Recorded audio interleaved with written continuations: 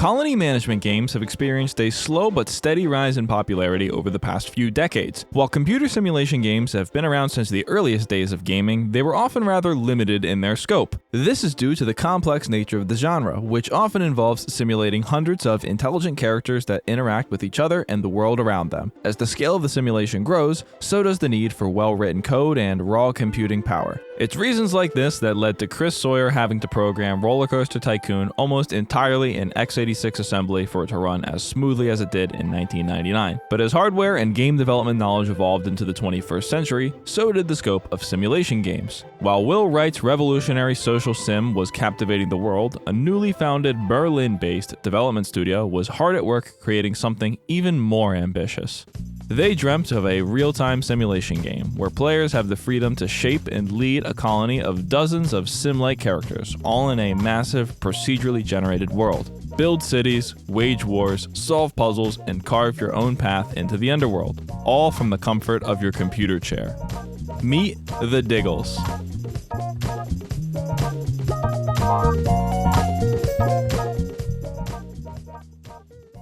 Diggles, The Myth of Fenris was released in September 2001 to a mixed response. Outside of the game's native Germany, where it is known by the name Wiggles, the game is almost entirely unknown. Praised for its unique and innovative gameplay, in-depth progression system, and impressively large procedurally generated worlds, Diggles was an experimental first step towards the colony sims of the modern era. Developed by a small team going by the name of Spiele- Entwicklung Kombinat, or SEK for short, Diggles was one of only 2 games shipped before they eventually filed for bankruptcy in 2007. Following this, Diggles would go on to become abandonware, with there being no official way to purchase the game for over a decade. But in late 2020, the Diggles would resurface, thanks to the game's original lead developer purchasing the rights to the game. Diggles is now available on both Steam and GOG for $10. It's important to note, though, that this version is little more than a port to modern hardware, and the game's content is left unchanged. This includes the many game-breaking bugs that it shipped with back in 2001. All of this means that playing Diggles is going to require some serious patience. It runs, but you'll inevitably run into some issues that are best fixed through installing some of the community-created mods. The Diggles mod manager is pretty much mandatory, lest you go bald from tearing your hair out in frustration. Unfortunately, the game's low popularity has resulted in only a small number of mods being available, most of them being simple quality of life tweaks. For my playthrough, I used every single mod included with the mod manager, as well as the Diggles HD mod to make the game a bit easier on your eyes. But this is just the first step towards making this game playable. As you'll soon find out, the game is slow. And I don't mean slow like a 90s CRPG. I mean slow like watching paint dry. Therefore, you'll want to modify the game's configuration files to enable turbo mode. The config is stored in the Windows registry, so you'll need to be brave enough to dive into that if you want to change anything. I'll have a link in the description to the configuration parameters that I used, so feel free to copy them if you want to play this game. And with that out of the way, let's get diggling.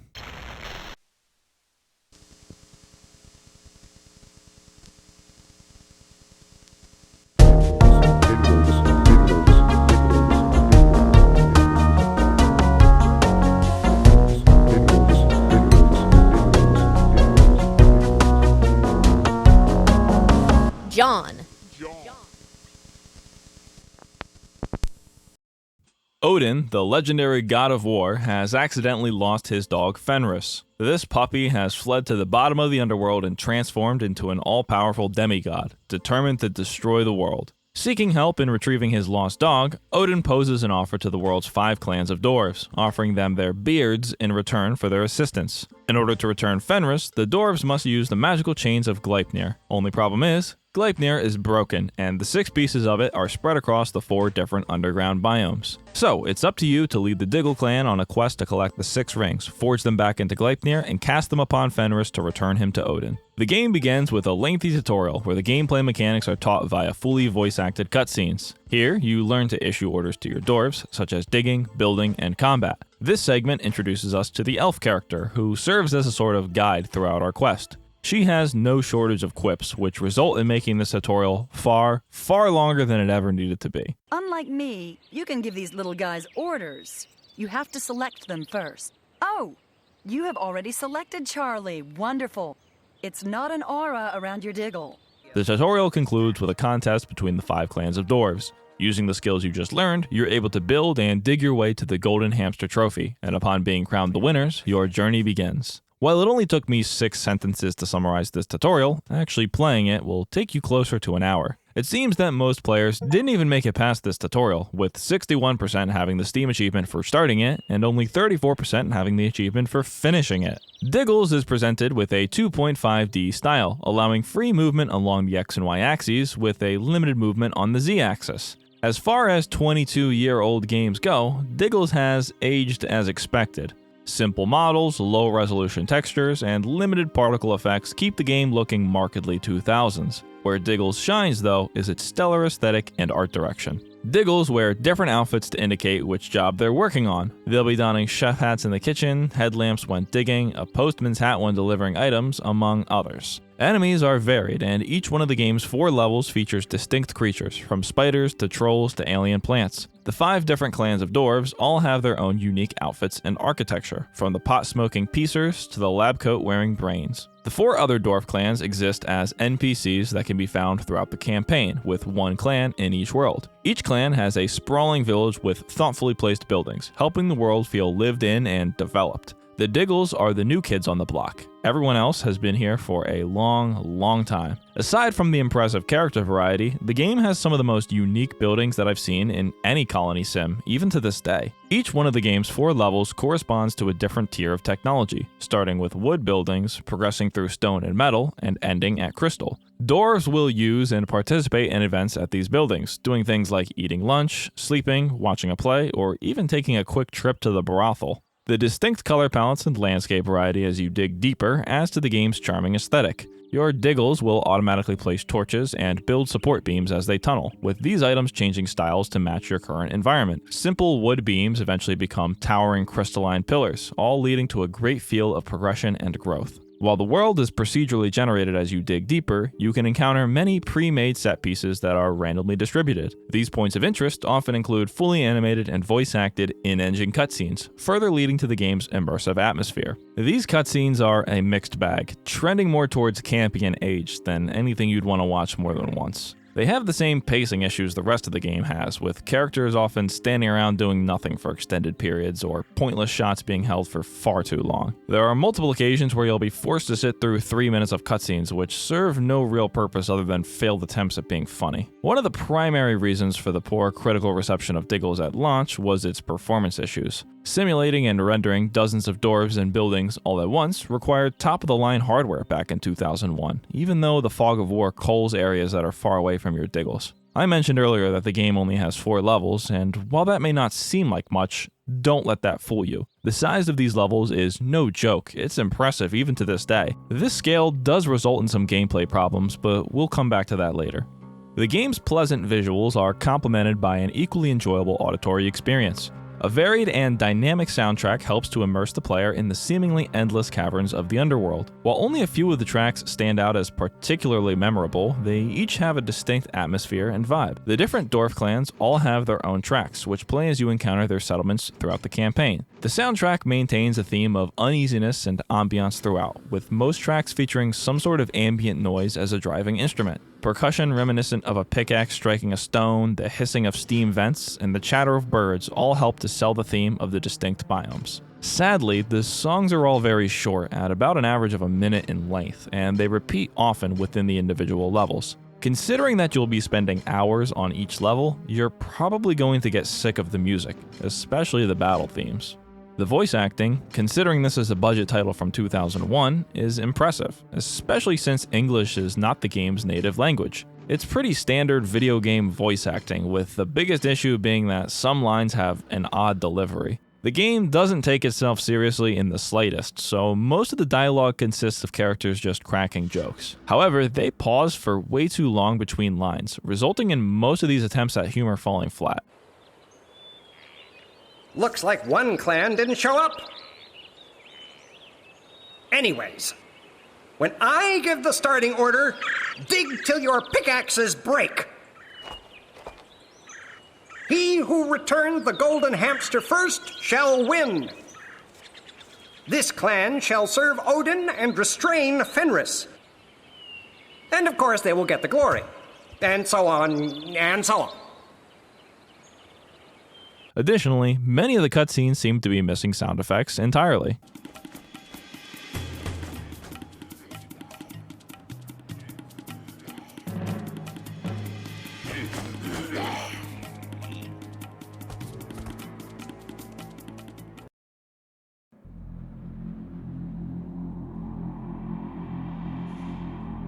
The gameplay of Diggles is often compared to a mix of Dwarf Fortress, Oxygen Not Included, and Craft the World. But comparing it to those games is far too generous, because Diggles is in a league of its own. When discussing bad video games, there's typically two types. Some are fundamentally flawed at the core, and no amount of execution would ever make them enjoyable. But on the other hand, you have games with a great foundation and concept that ultimately fail to make it across the finish line. Diggles falls into this category.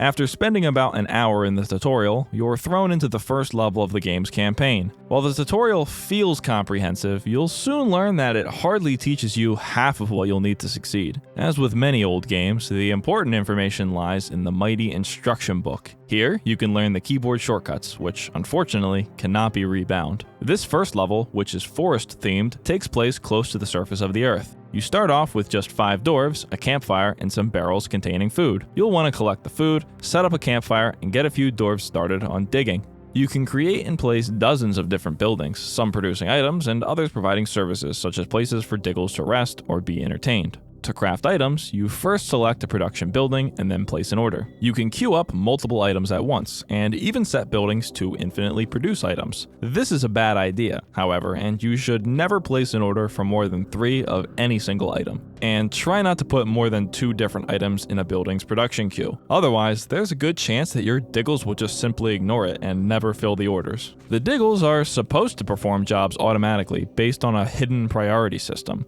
You can place crafting orders, designate areas to be dug, and lay plans for buildings. Then, if a dwarf is free, they'll automatically begin working on the nearest open task. This would all be great, if it actually worked. Diggles are dumb as dirt. They will get lost, frequently. You'll see them happily digging, but look away for 5 seconds and you'll now find that they're just standing still, completely idle. In order for them to begin working again, you'll need to break them out of this daze by manually clicking on them and issuing a command. That would all be fine if it was possible to force Diggles to perform every task, but the only things that you can manually issue are movement commands, digging commands, and commands to use or pick up items. You want to force them to craft an item? Well, too bad. And like I said, if you order too many items at once, the Diggles will just ignore that building entirely. However, even when they're working properly, the Diggles still do a terrible job. Diggles operate at a snail's pace. Walking, crafting, eating, it all takes forever. Hell, they even waste time just standing around thinking of what they should do next. The Diggles AI script is about 3,000 lines of if-else statements, which, according to some of the members of the Diggles forum, has some branches that are impossible to reach or result in infinite loops. This results in AI that is frustratingly inept at best and downright non-functioning at worst. Let's say you have a Diggle and he's assigned to cook a grilled hamster, and there's a hamster farm adjacent to the campfire. Well, the chef Diggle will probably decide that it's better to climb 50 yards up a ladder, swim across a flaming pit of lava, and fight 3 trolls to grab a hamster on the other side of the world, instead of the ones right under their nose. Additionally, when a Diggle completes a job, they always stand around for about 20 seconds while they think of what they should do next. Then, they take off their hat and then put on a new one to match their assigned job. This would be a cool feature if only it didn't take so much time. Why don't they just instantly get new hats? I don't need to see them get changed. I've got other stuff to worry about. This issue is amplified when there are a lot of outstanding tasks that Diggles can pick up. They'll cycle through every different hat, taking each one off and putting a new one on until they find a job they like. It might actually be faster for you to find a way to climb into the screen and start digging yourself than to wait for Siegfried to finish having an identity crisis. Aside from the painfully slow decision tree, Diggles move and work like they're being paid by the hour. It takes about 2 minutes for 3 Diggles to dig 1 screen height's worth of blocks, which, considering how big these levels are, is next to nothing. Constructing buildings and crafting items takes about the same amount of time, usually between 2 and 5 minutes. If you're gonna play Diggles, then you better bring a book with you, because over 70% of your playtime will be lost simply waiting for things to happen. There's a reason why one of the achievements for this game is simply play for 100 hours. Issues aside, the first level serves as a great introduction to Diggles. Designate some areas to be dug, and watch as your Diggles begin to uncover the mysteries beneath the surface. The game world is procedurally generated, with sprawling quarters and hand-built set pieces waiting to be discovered. These range from troll outposts, villages belonging to the other dwarf clans, rooms with treasure chests, puzzles, NPCs offering you side quests, and many, many more. The sheer depth of this world is unmatched for a game of this age, and it'll be impossible for you to find every point of interest during your first playthrough. Mostly because some of them have missing code and will never spawn. This makes completing the achievement for finishing all side quests impossible without going into the code and fixing the bugs yourself. As you continue expanding your tunnel system, you have the option to carve out larger areas. These caves can be used as a new base of operation for your Diggles, saving them from having to backtrack 15 minutes to the surface every time they need to cook food at a campfire. This constant need to move your base deeper and deeper as you explore gives a distinct feeling of progression, with your new base never staying in the same place for too long. This, of course, is ruined by the glacial pace at which your Diggles pack up, move, and then unpack buildings. To move a building, you select it and then mark it to be packed. Then, you wait until a Diggle feels like packing it. This could take anywhere between 30 seconds and 30 minutes, since there's no way to force a Diggle to pack a building. However, unpacking the buildings can be sent as a direct order, so at least there you only need to wait for them to walk and then rebuild the building. Constantly moving your settlement deeper is essential, especially the food production facilities, so this is just something that you're going to have to learn to live with. This is because the Diggles get hungry, fast. They also get tired and angry. Each and every one of your Diggles has their own distinct set of needs, skills, and relationships. Diggles will get hungry over time and must be fed constantly, otherwise they will die. However, if your Diggle has a full inventory, they won't automatically feed themselves and will instead just die of hunger. Additionally, they must be allowed time to rest every 12 or so minutes, otherwise their mood will decrease. You can set a work schedule for each Diggle, and the days run on a 24-minute cycle. But Diggles must have the union-mandated 12 minutes on, 12 minutes off, otherwise they go on strike. I'm not even joking.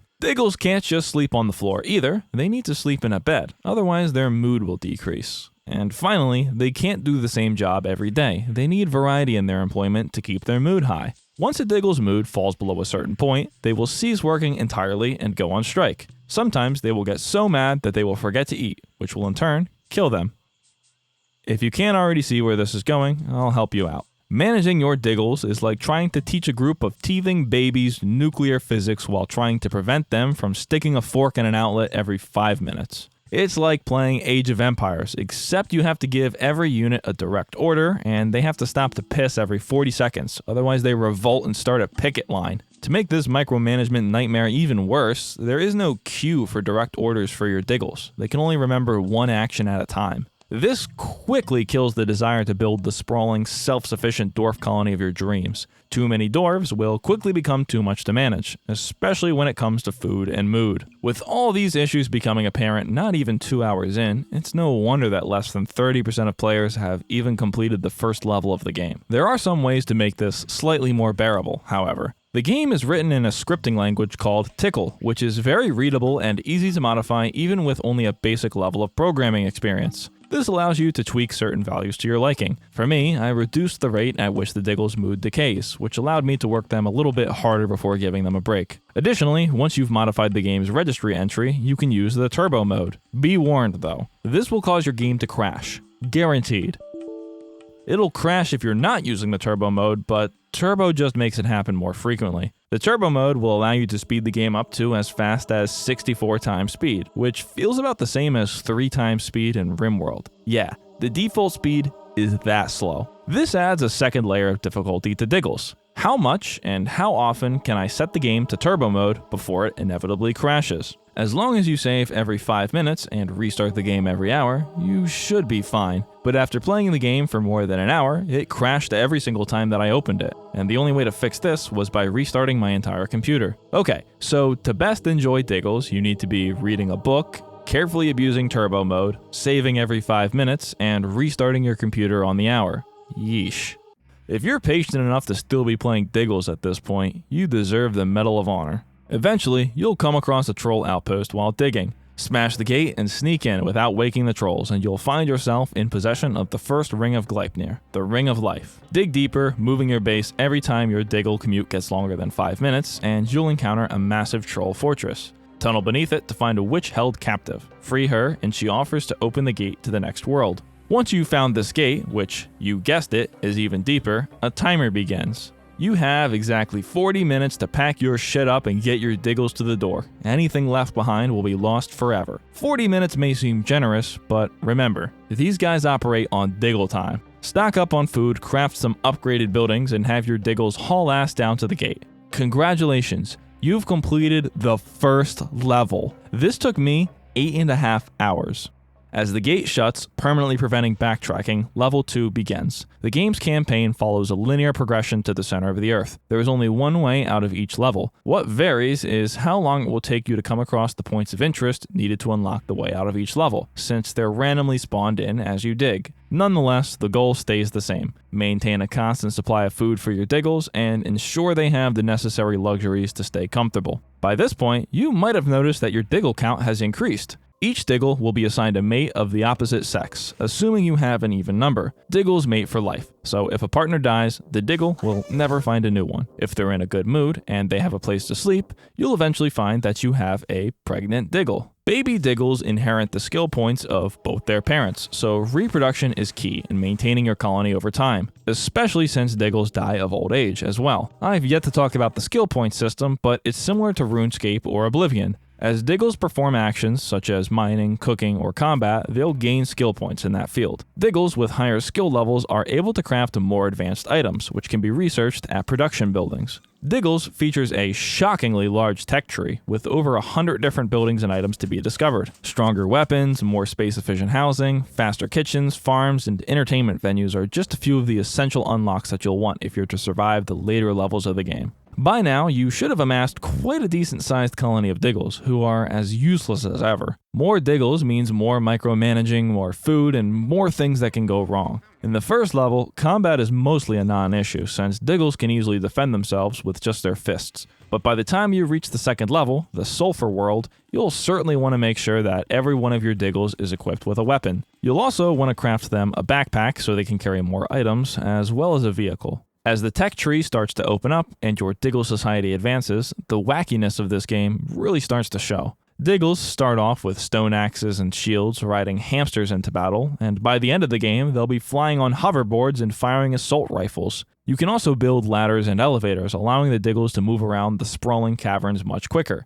However, it becomes a constant struggle of balancing your patience versus your desire to just finish the game. It might seem like a good idea to build ladders everywhere, but keep in mind that doing that might take you a half hour. Sometimes, it's just better to give your Diggles the bare minimum to keep them happy, and go turbo, praying the game doesn't crash. While the second world introduces you to a variety of new points of interest, the game's poor pacing really starts to hurt your experience. Here, you encounter a new clan of NPC dwarves, actually, I don't know what this clan is called, but they have a bunch of train tracks running through their city. You can solve a puzzle by redirecting the train tracks to get a large reward of coal, but this is completely optional. Far beneath this settlement is a sunken ship. Actually, it's literally just called the Titanic. Once you reach the Titanic, you'll find that the interior of the ship has been flooded. Head around to the front of the ship to find a sleeping dragon, and behind him, a coal-powered pump that can drain the water. You can either bring 30 pieces of coal to this pump, or assist the dragon by expanding his cave. Considering that Diggles can only carry 14 items at a time with fully upgraded backpacks, you're probably best off just helping the dragon.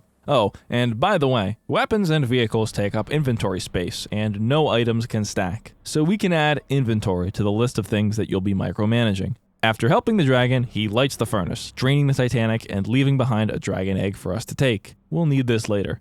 Leading your dwarf army into the Titanic reveals a massive octopus residing in the main hall. Defeat him and you'll find the next ring of Gleipnir, the Ring of Water. By this point, I had invested almost 15 hours into Diggles. As my settlement grew, the demands of my Diggles became too much to keep up with, and they revolted and starved to death many times. Convinced that I could do things better, I started over twice, each time taking more care to stockpile items and research as much technology as possible before moving to the next world. Diggles is a hard game. Not so much because of the actual difficulty, but because of the mental toll that the game takes on you. Everything happens at such a glacial pace, and speeding things up too often crashes the game. Diggles demands that you play at its own pace, and that's not really something that I'm willing to do. An average playthrough is between 40 to 60 hours, assuming that you never use turbo speed. Did I mention that this game only has 4 levels? But 15 hours is more than enough time for me to fall victim to the sunk cost fallacy. I gotta finish Diggles any way I can. It's time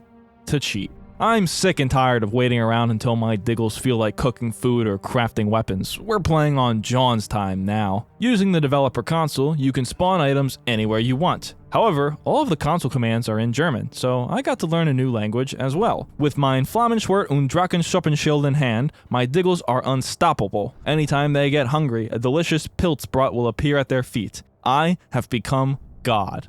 So, we just beat the Kraken and retrieved the Ring of Water. Digging another massive tunnel past the Kraken will eventually allow us to reach a broken bridge. Now, we need to bring a bunch of wood and iron all the way down here. Assuming that you didn't already know that you would need these items, you'd have to go backtrack and find them, which would probably add about another 2 hours to your playtime. Again, the terrible pacing shows no respect for the player's time. Finally, we can construct the bridge and move our settlement over to the next level, the Crystal World. Each world contains new types of materials, which can be used to create higher tech items. This essentially caps your progression on each level, so you can't just camp in the first world for long enough to have created the best weapons before moving forward. The Crystal World is filled with ferocious enemies, and having a mix of ranged and melee weapons is key. I haven't explained combat thus far, but it's probably the simplest part of the game. Just left click on an enemy and your Diggles will attack it. Unless you're trying to do a ranged attack. Then you'll need to make sure your Diggles are far enough away from your target before clicking it. Otherwise, they'll just run over and start punching the enemy, probably resulting in their death. Our list of tasks grows even larger, as does our city. Crystals are the highest tier resource you can find, so the tech tree is fully open. You'd think that this makes things easier, but of course, it doesn't. Higher tier buildings take up far more space than smaller buildings, and you're limited as to where you can carve out the caves to place buildings. If there's a point of interest or a randomly generated cave, you won't be able to build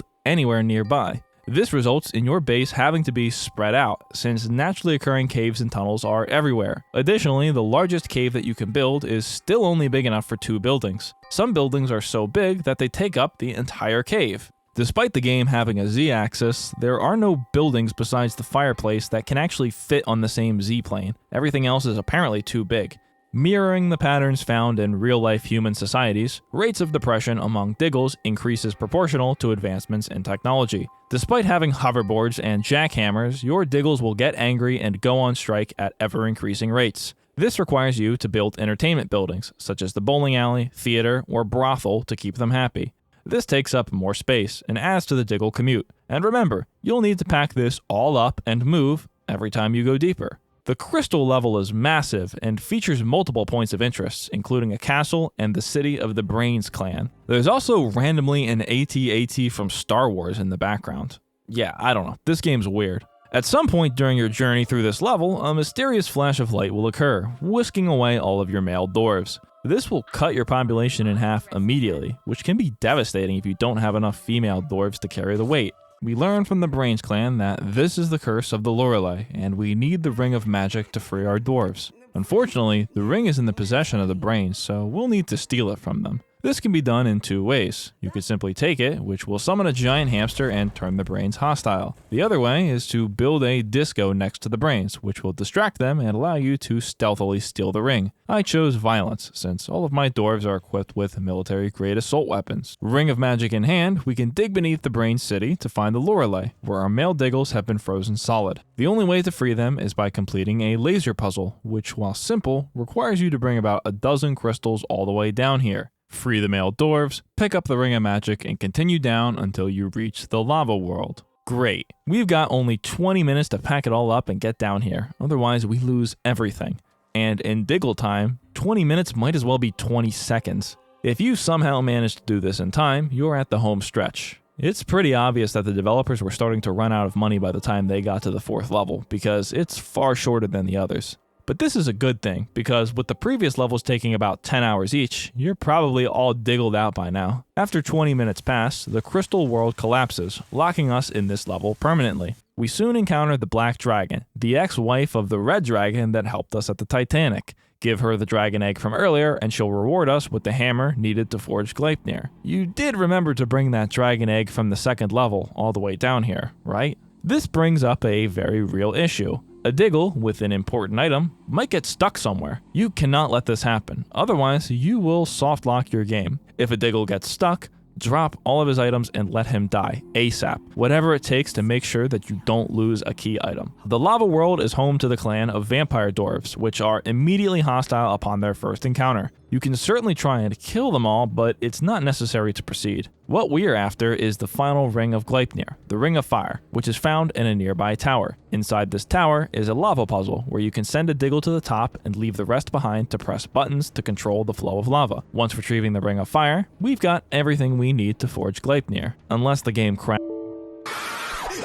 Gleipnir in hand, we travel to the darkest depths of the lava world to capture Fenris. In an ideal playthrough, you'll have enough food stored up so that you really won't need to establish a home base at all in this world, since it's so small. Approaching Fenris's throne room, we're presented with two options for subduing him. First, we can attack him head on, taking out his army of trolls and then taking him down. The other option, which I didn't even bother to attempt, involves having your Diggles drink invisibility potions and sneaking into the throne room to spike Fenris's drink with mushroom wine. This causes the dog to fall asleep, allowing you to apply the Gleipnir whilst he's unconscious. After defeating Fenris and using the Gleipnir to return him to his cute and cuddly form, I get the achievement, Come Here Doggy. A whopping 2.6% of Digglers have managed to make it this far. Feeling proud as ever, even though I cheated through the entire second half of the game, I'm immediately disappointed to discover that there is still one more thing to do. The fairy or elf or whatever she is has now turned evil for some reason and also changed into a new, more revealing outfit. This is a recurring theme throughout the game. After each level, she loses more clothes.